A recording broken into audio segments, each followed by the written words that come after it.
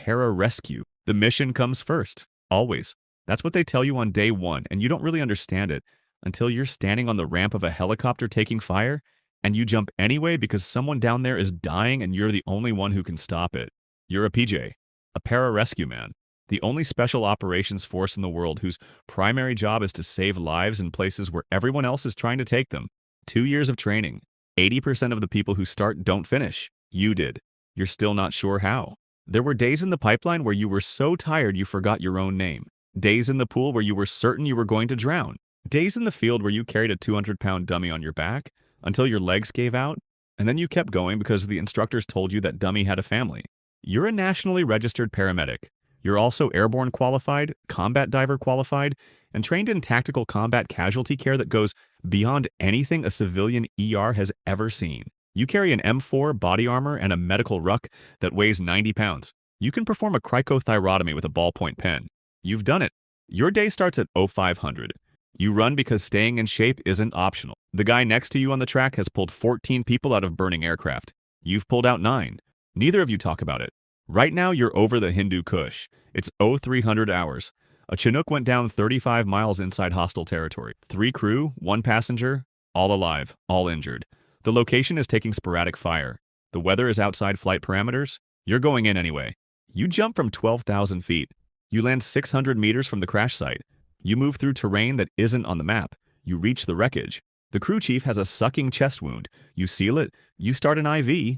You stabilize him while your teammate returns fire at a tree line you can't see. The helicopter comes in for extract. You load the casualties. The crew chief survives. You're back on base 90 minutes later. You write the report. You don't write that you were scared. You were. You just don't write it down. That others may live. It's not a motto. It's the only reason you're here. Combat controllers. CCT. Combat controller. You go in first. Not with the assault force. Not with the Rangers. Before them. You jump into a dark field that might be full of enemy combatants, and you turn it into an airfield while everyone else is still in the air, and that's the job. You're Air Force Special Operations, but you live on the ground. You passed a selection process that has a 70% attrition rate. You survived 2 years of pipeline training that turned you into a Joint Terminal Attack Controller, a Federal Aviation Administration Certified Air Traffic Controller, and a ground combatant who's been in more firefights than some infantry platoons. You operate in 4-man teams. You carry a 90-pound ruck filled with radios, lasers, GPS, infrared strobes, and enough encrypted equipment to communicate with aircraft 200 miles away. You also carry an M4, ammunition, body armor, water, and food. Your total load is 120 pounds. You've carried it for 15 miles in a single movement. Right now, you're in northern Iraq. A ranger company is conducting a nighttime airfield seizure. They're jumping in 12 minutes. You've been on the ground for 6 hours. You infiltrated alone, surveyed the drop zone, confirmed it was clear of obstacles, and marked it with IR strobes that only show up through night vision goggles. The C-17s are inbound. You're on the radio with the lead aircraft. You give him winds, altitudes, clearance to drop. 2 minutes later, 120 Rangers are on the ground. They secure the perimeter. You've already moved to the next phase. Now there's a problem. The Rangers are taking contact from a building 400 meters west. Heavy machine gun fire. They can't advance. You're already talking to an F-16 at 22,000 feet. You give him the target coordinates. You paint the building with your laser. You clear him hot. 8 seconds later, the building is gone. The Rangers move forward. The mission continues. Nobody mentions your name in the after-action report. That's fine. You weren't doing it for a mention. First in, last out. It's not a saying. It's just how it works. Special reconnaissance. Special reconnaissance. You've been in this hide site for 9 days. You haven't stood up in 9 days. You've moved less than 10 feet. The men in the compound 800 meters away have no idea you exist. You're Air Force Special Reconnaissance, the career field that didn't officially exist until 2019. You don't conduct raids. You don't call in airstrikes. You watch, you collect, you report. You do it in places where being discovered means you're not coming home. You were selected out of another Air Force Special Operations career field, maybe a combat controller, maybe a TACP. You went through a selection course designed to test one thing. Can you operate alone under stress, with no support, for extended periods, and still make the right call? Most people can't. You work in 2 to 4 man teams. Your kit is different. No heavy weapons. No breaching charges. You carry long-range optics, camera systems, satellite communication equipment, solar chargers, and enough rations to stay in place for 2 weeks without resupply. Right now, you're in East Africa. The compound you're watching is suspected of hosting a terrorist cell. You've been here for 9 days. You've documented every person who's entered or left. You know the guard schedule, the supply delivery times, the vehicles they use. You've taken 6,000 photographs. You've sent 200 intelligence reports back to the operations center. Tomorrow, a joint special operations task force is hitting that compound. They're going in with perfect intelligence because you gave it to them. They'll know which rooms are occupied, which doors are locked, how many fighters are inside. You won't be there when it happens. You extract tonight. You move 12 kilometers on foot to an offset landing zone. A helicopter picks you up in total blackout. By the time the raid happens, you're already gone. The assault goes perfectly. The target is secured. 0 friendly casualties. The intelligence was described as exceptional in the brief. Nobody knows where it came from. That's the point. Tactical Air Control Party, TACP. You're embedded with an Army infantry company. You've been with them for 8 months. You eat the same food, sleep in the same dirt, walk the same patrols. They forget your Air Force. Then contact happens, and you do something they can't. You call in the United States Air Force as a weapon system. You're a Joint Terminal Attack Controller. You went through a year of training to earn that certification. You can control fighter aircraft dropping live ordnance within 200 meters of friendly forces. You've done it 60 times. It still makes your hands shake. You carry a 70-pound ruck. Inside, radios that can reach aircraft 150 miles away, a laser target designator, GPS, rangefinders, and enough backup batteries to survive a week without resupply. You also carry an EMS-4, body armor, ammunition, and water. Your total load is 105 pounds. The infantry company you're with thinks 80 pounds is heavy. You don't say anything. Right now you're in Afghanistan. The company is moving through a valley. The lead platoon hits an ambush. Effective fire from multiple positions. The platoon sergeant is screaming for support. You're already on the radio. You're talking to a pair of F-15Es at 18,000 feet. You give them the target description, the friendly positions, the direction of fire. You mark the enemy position with your laser. You clear them to engage. The F-15s roll in. The sound comes first, then the impact. The ridgeline where the fire was coming from disappears. The platoon moves forward. You scan for the next threat. The company commander doesn't thank you. He doesn't need to. You've done this 40 times in the last 8 months. It's not heroic. It's just what happens when someone shoots at the guys you're with. You are the connection between the mud and the sky. When it works, people live. When it doesn't, you don't sleep. Special Operations Weather Technician. Special Operations Weather. Nobody thinks about you until the mission gets canceled because the weather wasn't what the forecast said it would be. Then everyone thinks about you. You're a SERE. You infiltrate into hostile or denied areas, set up environmental monitoring equipment, and provide real-time meteorological data that determines if aircraft can fly, if paratroopers can jump, if helicopters can land.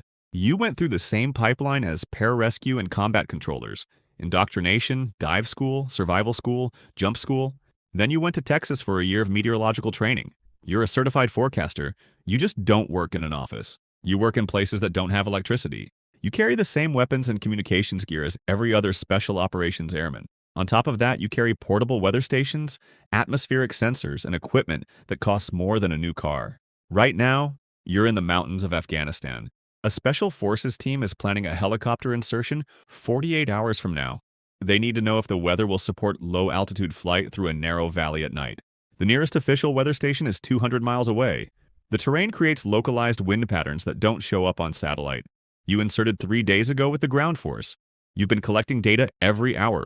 Wind speed, temperature, humidity, barometric pressure, cloud ceiling. The forecast model said winds would be 12 knots. You're measuring 28 knots with gusts to 40. That's outside the safety margin for helicopter operations in mountainous terrain. You report it. The mission gets delayed 24 hours. 16 Special Forces soldiers don't fly into dangerous conditions because you told them what the atmosphere was actually doing. Nobody mentions the weather in the debrief. That's how you know you did it right. 24th Special Tactics Squadron. 24th Special Tactics Squadron. You're the unit that gets called when the mission is too hard for everyone else. You're part of an elite element within Air Force Special Operations. You were selected out of Combat Control, Pararescue, Special Reconnaissance, TACP, or Special Operations Weather. You're already among the best in the world at what you do.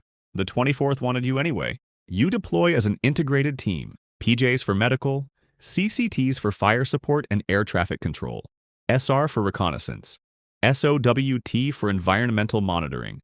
You are a self-contained special operations element capable of independent operations in contested environments for extended periods.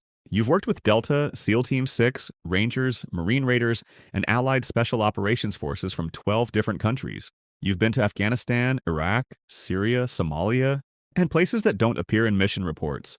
Right now, you're in West Africa, A hostage situation. 4 aid workers taken by a militant group. The compound is 80 miles from the nearest paved road. No landing zones. Heavy jungle canopy. The assault force is a joint Delta SEAL element. You're enabling the operation. Your team infiltrated 48 hours early. You've cleared an offset landing zone capable of supporting MH-47 Chinooks. You've established casualty collection points. You've coordinated the medical evacuation plan. You've confirmed the weather will support flight operations. The assault happens at 0400. The hostages are recovered. One is critically injured. Your PJ is already moving. He stabilizes her while your combat controller coordinates the medevac direct to a surgical facility 150 miles away. Mission complete in 17 minutes. 0 friendly casualties. The hostages survive. The press release mentions the assault force. You were never in the building. You don't expect to be mentioned. The 24th operates in the background. That's where the hardest work gets done. SERE specialists. SEREs. You teach people how to come home when everything has gone wrong. You're a SERE specialist. Survival, evasion, resistance, escape. You're an instructor at the school where pilots, special operators, and aircrew learn what to do if they get shot down, captured, or isolated behind enemy lines. You came from somewhere else in the Air Force. You applied. The training took over a year. You learned survival in Arctic, desert, jungle, and maritime environments. You learned evasion tactics used by real personnel who escaped from real enemies. You learned resistance techniques based on documented interrogations from Korea, Vietnam, and Iraq. Then you became an instructor. You learned how to push students to the edge of what they think they can handle, and then teach them they were wrong about where that edge was. You work at one of the SERE schools in Washington, Maine, or at a remote training site that doesn't appear on maps. Your students include fighter pilots, B-2 crews, special operations forces, and anyone who flies into contested airspace. Right now, you're running a resistance training exercise. Day 7. The students haven't slept in 96 hours. They've been cold, wet, hungry, and subjected to stress position, isolation, and interrogation scenarios based on real enemy tactics. One student breaks. He provides information he wasn't supposed to. You stop the scenario, you bring him out. You talk him through what happened, why it happened, and how to prevent it next time. He goes back in. This time he holds. 6 months later, an F-16 gets shot down over hostile territory. The pilot evades for 3 days. He gets rescued. He writes a letter to the schoolhouse. He says the only reason he survived was because you taught him his mind would lie to him about what his body could do. You keep the letter. You don't frame it. You put it in a drawer with the others. That's not why you do this. You do this because the next pilot deserves the same chance. 160th SOAR, Air Force Combat Controller. Liaison 160th Special Operations Aviation Regiment. You're Air Force, but you fly with the Army's Night Stalkers. You're a combat controller assigned to the 160th SOAR, the helicopter unit that inserts and extracts Delta, SEAL Team 6, and Rangers. You don't fly the aircraft. You make sure when those helicopters go in, the rest of the sky is working to keep them alive. You live with the 160th. You deploy with them. You plan with them. When they go into denied airspace, you're coordinating the fighter cover, the ISR platforms, the aerial refueling tracks. You're the link between Army aviation and Air Force assets. Right now, you're in the back of an MH-60 flying into Syria. The mission is a Delta extraction from a compromised safe house. The insertion went fine. The package is secure. But now there's a problem. One of the helicopters has a hydraulic failure. The extract timeline just got pushed 40 minutes. That means the package is on the ground longer than planned. That means they need air cover extended. You're on the radio. You're talking to an AC-130 gunship at 18,000 feet. You extend their time on station. You coordinate with an aerial refueling tanker to keep them overhead. You adjust the fighter cap to cover the gap. The backup helicopter arrives. The package loads. You're airborne. The mission is complete. The Delta operators don't know your name. They don't know you kept a gunship overhead for an extra 40 minutes because you made 4 radio calls while the helicopter you were in was taking sporadic fire. Night Stalkers don't quit. The people who support them don't either. Battlefield. Airmen. Battlefield. Airmen. You're Air Force, but you don't work on a flight line. You work in the dirt. You're part of a community that includes combat controllers, pararescue, TACP, special reconnaissance, and special operations weather. You are the Air Force's ground force. You embed with Army units, Marine units, SEAL teams. You go where the aircraft can't. You bring the aircraft to the fight. You enlisted knowing the training would be the hardest thing you'd ever attempt. The attrition rate is 70% across all battlefield airmen career fields. Most people don't make it past the first phase. You did. You still don't know how some days. Your training took 2 years. You were drowned in a pool with your hands tied. You ran until your boots filled with blood. You operated on 4 hours of sleep a night for weeks. You learned that your mind will quit long before your body actually gives out. Now you deploy to places the Air Force doesn't usually send people. You've been in the mountains of Afghanistan, the deserts of Iraq, the jungles of Southeast Asia. You've worked with special forces, rangers, SEALs, and partner forces from countries that don't make the news. Right now, you're on a fire base in eastern Afghanistan. There are 35 people on this base. 10 are American. You're one of them. Your job is to coordinate air support for a partner force operating in the valley below. This morning, the partner force hit an IED. 2 casualties. Critical. The terrain doesn't allow helicopter landings. You're going in on foot with your medical ruck. You move 4 miles through unsecured terrain. You reach the casualties. 1 is bleeding out. You start treatment. You call in a helicopter. There's no LZ. You talk the pilot into a hover extraction. The helicopter holds a 40-foot hover while you load the casualties on a hoist. It takes 9 minutes. The casualties survive. You walk back to the base. Nobody writes an award. That's fine. You didn't do it for an award. Battlefield Airmen. You don't fly the aircraft. You make the aircraft more effective than they'd be without you. AIR Force. Special Operations Command. AFSOC. You fly the missions nobody else will accept. You're part of Air Force Special Operations Command. You might be a pilot on an AC-130 gunship. You might be a flight engineer on an MH-47. You might be a sensor operator on an MC-130. You're not on the ground pulling triggers, but the people on the ground don't move without you. You fly CV-22 Ospreys, the tilt rotor that takes off like a helicopter and flies like a plane. You fly AC-130 gunships, the aircraft that turns a cargo plane into a precision fire support platform. You fly MC-130s, the infiltration aircraft that inserts special operations teams into places they're not supposed to be. Your missions are classified. Your flight hours are not. You have more than almost anyone in the Air Force because special operations never stops. You fly at night, low altitude, in weather that grounds everyone else. Right now, you're flying an MC-130 into denied airspace. Blacked out, no lights. Terrain masking to stay under radar. In the back, there's a special forces team. You're dropping them 15 miles inside hostile territory. The drop zone is a valley surrounded by mountains. The weather is deteriorating. Winds are gusting outside safe parameters. You talk to the team leader. He says they need to go tonight. You make the call. You're going in. You thread the aircraft between 2 ridgelines with 400 feet of clearance on each side. You hit the drop zone 20 seconds early. The ramp opens, the team exits. You're out of the area before anyone knows you were there. The team completes the mission. They exfil 4 days later. You never see them again. But the mission happened because you put them where they needed to be when they needed to be there. AFSOC. You don't get the recognition. You get the job done. Every unit on this list does something different. Different training, different missions, different gear. But there's one thing that's the same across all of them. The standard, you don't get here by being good. Good gets you through basic training. Good gets you stationed somewhere safe. This level requires something else. It requires the willingness to do things that are hard when nobody's watching and nobody will ever know. You've been cold, tired, wet, hungry, and hurt.